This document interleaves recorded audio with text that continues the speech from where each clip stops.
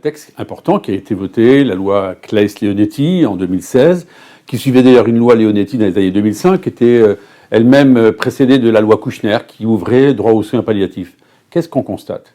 Simplement 30% des Français ont la possibilité d'avoir des soins palliatifs, c'est-à-dire de l'accompagnement pour leur fin de vie. Mais là, avec ce texte, c'est autre chose.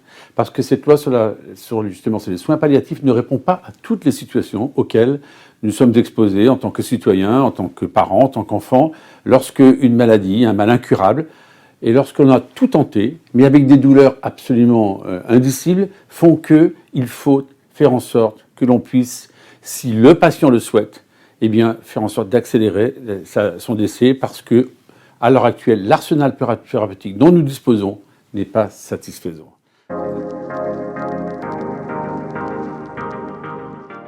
C'est un texte qui touche d'abord à la conscience, à la morale, à chacune et à chacun d'entre nous.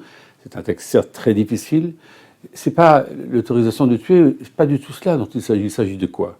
Il s'agit pour une personne dont le mal est incurable, pour laquelle on a tout tenté, pour laquelle il n'y a plus d'acharnement thérapeutique qui ne servirait à rien, et qui a souhaité justement qu'à un moment, eh bien, ce cycle infernal s'arrête. On lui laisse cette liberté de demander éventuellement d'accélérer son décès.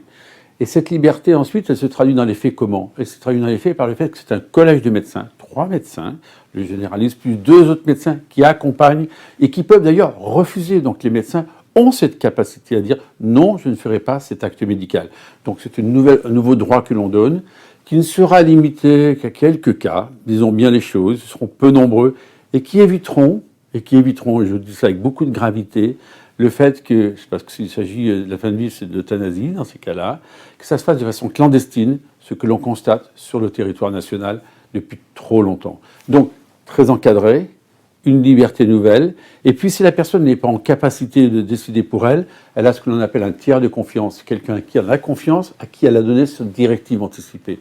Soit elle a un tiers de confiance, et à ce moment-là on peut avancer, soit elle n'a pas de tiers de confiance et on n'avance pas. Enfin, ce texte ne touche pas aux mineurs, et ne concerne pas les mineurs. Donc vous voyez, c'est extrêmement encadré. Et le professionnel de santé que je suis, biologiste que je suis, sait combien les situations sont difficiles, combien il y a des cas dans lesquels on a tout tenté, la souffrance d'une telle violence, que franchement, je crois que c'est aussi peut-être aussi un geste d'humanité. Je comprends ceux qui sont opposés.